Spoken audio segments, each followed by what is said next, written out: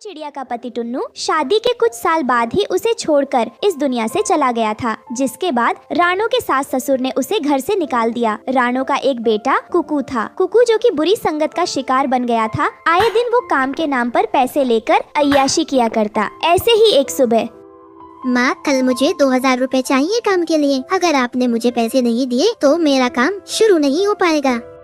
हाँ बेटा, मैं करवा दूंगी, तू चिंता मत कर। जब तक तेरी माँ है वो तेरे ऊपर कोई आंच नहीं आने देगी।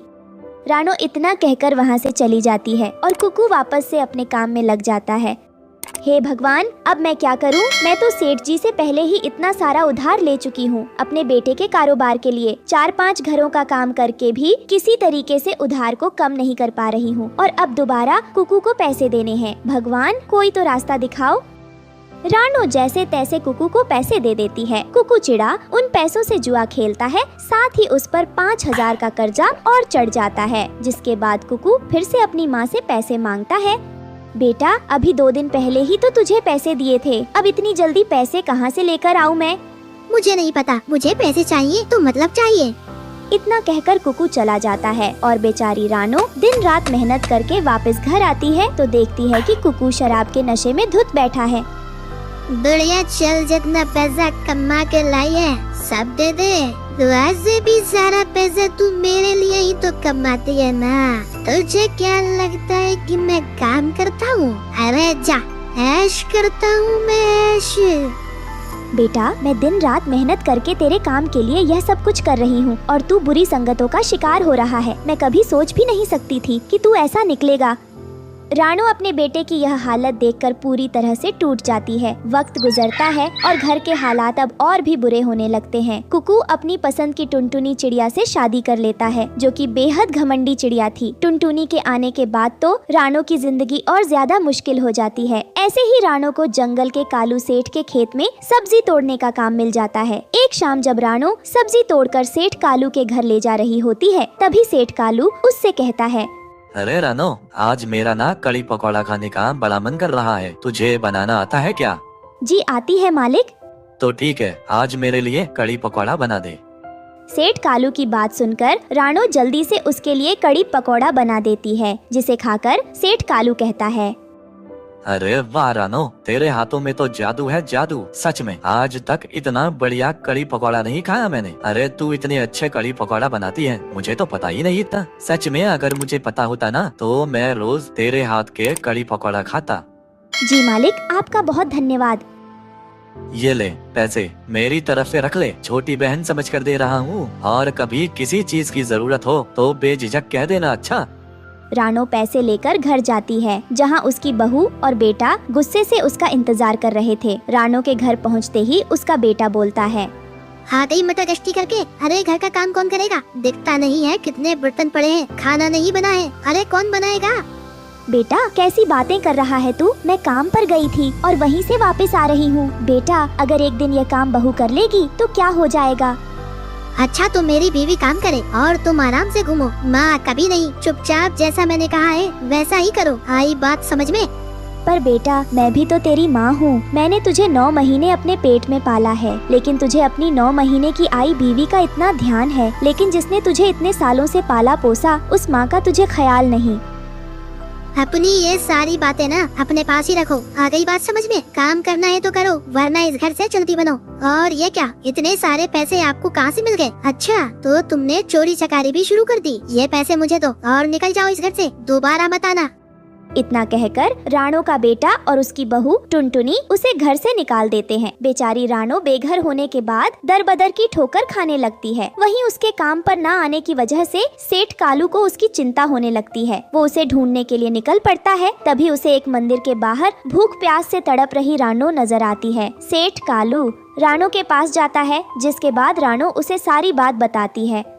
अरे मेरी छोटी बहन, ये बात थी तो तू मेरे पास क्यों नहीं आई? अब देख मैं कैसे तेरी किस्मत चमकाता हूँ। तू जानती है ना कि तू कितने अच्छे कड़ी पकौड़ा बनाती है। अब से तू वही बनाकर अपना गुजारा करेगी, अपनी खुद की पहचान बनाएगी। ऊपर वाला है ना, वो सब देख रहा है। देखना, तेरे बहू बेटे तेरे पास नाक रगड़ते हुए आएंगे, नाक रगड़ते हुए।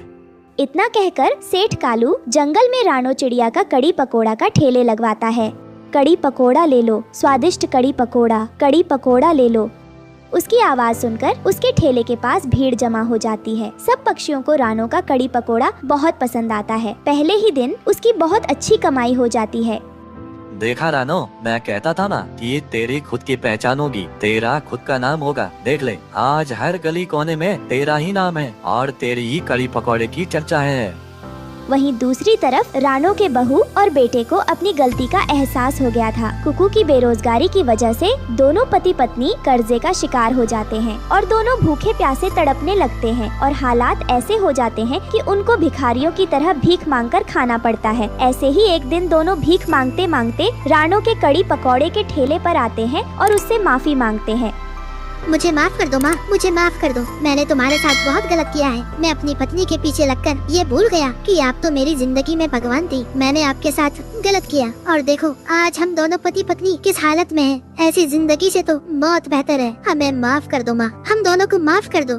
बेटा, तुम दोनों को अपनी गलती का एहसास हो गया, यही बहुत है। अब तुम दोनों को किसी बात की फिक्र करने की जरूरत नहीं है। अब तुम अपनी माँ के पास आ गए हो ना, सब ठीक हो जाएगा। जिसके बाद वो उन्हें पेट भरकर खाना खिलाती है। अब कुकू और उसकी पत्नी रानो के कड़ी पकोड़े के ठेले पर काम करने लगते हैं और उसके कारोबार को आगे बढ़ाने में मदद करते हैं। जंगल के चौक पर लगी गरीब रानो चिड़िया के सब्जी रोटी की ठेली पर खूब भीड़ लगी हुई थी। तभी उसके सामने फास्ट फूड की रेडी लगाए हुए कालू कौवा बोलता है, ना जाने इस गरीब की सब्जी रोटी में ऐसा कौन सा जादू है जो इसके ग्राहक दिन भर चींटियों के जैसे बढ़ते ही जाते हैं। और इतना छोटा सा ठेला है इसका, उस पर भी इतना सामान कैसे ले आती है कि रात तक भी इसका सामान खत्म ही नहीं होता। ना जाने क्या राज है। जो भी हो, मुझे पता लगाना ही होगा। अरे अगर हर कोई सब्जी रोटी ही खाता रहेगा तो हम जैसे फास्ट फूड वालों का तो जीवन बर्बाद ही हो जाएगा।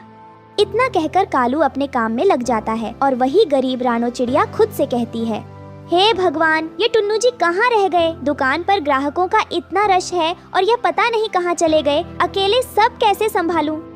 रानो इतना बोल ही रही होती है कि तभी उसकी नजर सामने से आते हुए अपने पति टुन्नू चिड़ा पर जाती है। क्या हुआ? ऐसा हाल बेहाल क्यों है तुम्हारा? जी होना क्या है, दुकान पर इतनी भीड़ है और आप पता नहीं कहाँ चले गए थे। अरे मेरा जाना जरूरी था, तुम जानती हो ना, अगर नहीं जाता तो फिर सब्जी रोटी की बिक्री कैसे होती। जी समझती हूँ और सब जानती भी हूँ। अब आप जल्दी से ग्राहकों को देखो और वो पुड़िया मुझे दो। हाँ ये लो।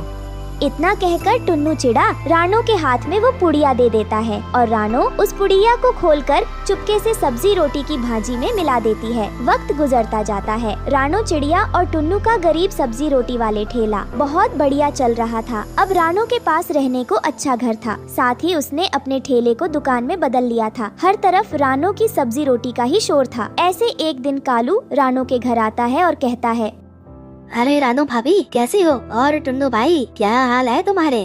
कालू भाई मैं ठीक हूँ, तुम बताओ। क्या बताऊँ, बस बीत रहा है वक्त।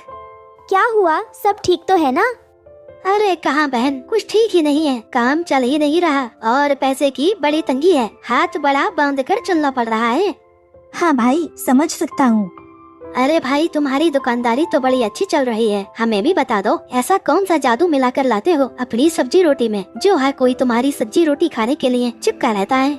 अरे कालू भाई कैसी बात करते हो? जादू तो क्या ही है, बस स्वाद की बात है। सारे पक्षियों को हमारी सब्जी रोटी स्वादिष्ट लगती है तो वो खाने चले आते हैं।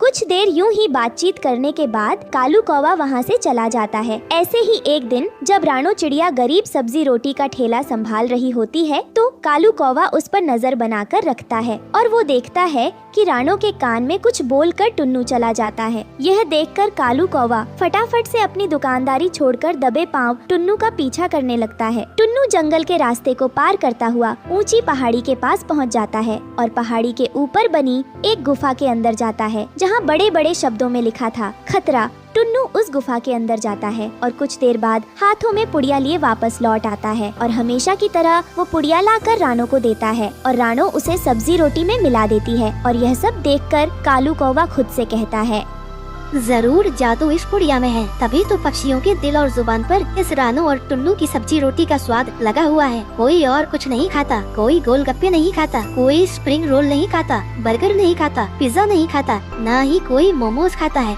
बस खाता है तो इनकी सब्जी रोटी। इस जादू और सब्जी रोटी का राज इस गुफा में ही छुपा है। मैं भी कल उस गुफा में जाऊंगा और सारी बातों का पता लगा लूंगा और फिर मैं इन दोनों को पीछे छोड़कर अपनी दुकानदारी खूब आगे बढ़ाऊंगा।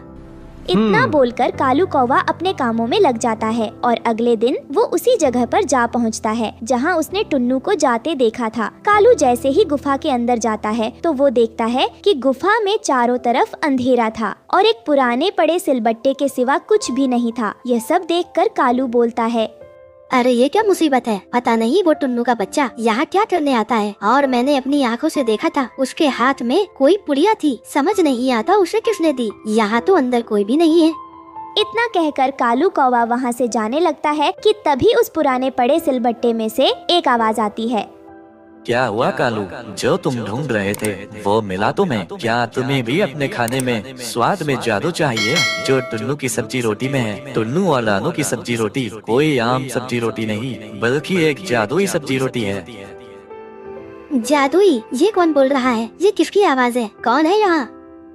कौन बोलेगा? ये मैं बोल रहा हूँ सिलबट्टा, मेरी तरफ देखो। अरे मेरे अंदर जो भी मसाला पीसता है ना और फिर उसे अपने खाने में मिलाता है तो उसके खाने में बरकत ही बरकत होती है। देखा है ना टुन्नू को कैसे दिन दुगनी और रात चौगनी तरक्की कर रहा है, सब मेरी बदौलत है।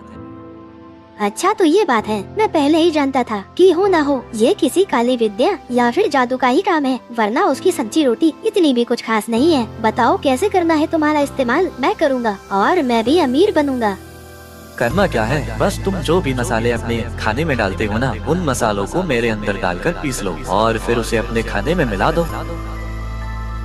उस सिलबट्टे के कहने पर कालू वैसा ही करता है। वो अपने खाने में डालने वाले सभी मसाले उस गुफा में लेकर जाता है और उस जादुई सिलबट्टे में पीस देता है, जिसके बाद पिसे हुए मसाले खुद ब खुद एक पुड़िया में बदल जाते हैं और कालू के हाथों में आ जाते हैं। कालू कौवा ये सब देखकर खुश हो जाता है और जल्दी से जाकर सारा मसाला अपने खाने में मिला देता है। कुछ ही देर में उसके पास ग्राहकों की भीड़ भी आने लगती है, लेकिन जो कोई उसके खाने को छकता है उसे खरी खोटी सुनाकर जाता है, क्योंकि उसके खाने का स्वाद जरा भी अच्छा नहीं था। आय हाय, सारा मुंह का स्वाद खराब कर दिया। कितनी गंदी चाउमीन बनाई है भाई तुमने। एक तो 50 रुपए भी दिए, ऊपर से हमारा टाइम भी खराब कर दिया। बदले में ये गुड़गोबर दे रहे हो तुम ही खा लो इसे। आजकल के दुकानदार पता नहीं क्या क्या करते हैं, ना ही इसमें मसाला है ना ही मिर्च। इतना बकवास है कि क्या ही बताऊं। पक्षियों को लूट कर इतना पैसा कमाते हो और खाना तक अच्छा नहीं देते हो। कालू को खरी खोटी सुनाकर वो वहाँ से चला जाता है, जिसके बाद कालू कौवा गुस्से में तिल मिला जाता है और वो अपना जादुई मसाला मिला हुआ खाना खाता है और उसे खुद भी उस खाने का स्वाद बिल्कुल अच्छा नहीं लगता। जिसके बाद वो गुस्से में तिल मिलाता हुआ शाम को टुन्नू के घर जाता है और उसे सारा सच बताते हुए कहता है, टुन्नू के बच्चे, मुझे सब पता है कि तू कैसे अपनी जादुई सब्जी रोटी बनाता है, जो उस जादुई सिलबट्टे में मसाला पीसकर अपनी सब्जी रोटी में मिलाता है ना। बता, तूने इस सिलबट्टे को क्या सिखाया था? अरे तेरी वजह से जो थोड़े बहुत ग्राहक भी मेरी दुकान पर आते थे वो भी बंद हो गए। पहले तो तूने हमारा धंधा वैसे ही चौपट कर दिया था और अब तूने बिल्कुल ही मंदा करवा दिया है। सच सच बता, तूने क्या किया है? अरे भाई, मैंने तो कुछ नहीं किया। तुम उस जादुई सिलबट्टा से क्यों नहीं पूछ लेते कि क्या हुआ है और क्या नहीं। हमारी सब्जी रोटी में तो कोई कमी नहीं आई है। इतना कहकर दोनों उस जादुई सिलबट्टे के पास गुफा में जाते हैं, जहां वो सिलबट्टा हंसते हुए बोलता है, क्या हुआ कालू, तेरे ग्राहकों ने तुझे बुरा भला सुनाना शुरू कर दिया क्या? तू लालची है, कपटी है और दुष्ट कौवा भी है। तेरे साथ तो यही होना चाहिए। जो टुन्नू का काम बंद करवाना चाहता था, इसलिए तुझे तेरे कर्मों का बुरा फल दिया है मैंने। तू जानता भी है टुन्नू हर महीने अपने कमाए हुए पैसों में से गरीबों के लिए मुफ्त राशन बंटवा कर आता है, उन्हें सब्जी रोटी भी खिलाता है और तू अपनी दुकान पर आने वाले ग्राहकों को लूटता है और उन्हें गंदा सामान खिलाता है। तुझे क्या लगता है कि हमें कुछ पता नहीं लगेगा? हमें सब पता है। ये जादू है, जादू जो संभाल सकता है वो बिगाड़ भी सकता है। टुन्नू की सब्जी रोटी जादुई सब्जी रोटी है क्योंकि वो जादू मेरा है, क्योंकि टुन्नू अच्छा पक्षी है और तू बुरा है, बुरा। इतना कहकर सिलबट्टा अपने आप ही गायब हो जाता है, जिसके बाद कालू हाथ मलता हुआ गुस्से में उस गुफा से चला जाता है। वहीं दूसरी तरफ टुन्नू और राणो चिड़िया की दुकानदारी वैसी की वैसी ही चलती जाती है। हर दिन उसकी दुकान पर ग्राहकों की भीड़ बढ़ती जाती है और कालू कौवा वो जंगल छोड़कर हमेशा के लिए कहीं दूर चला जाता है।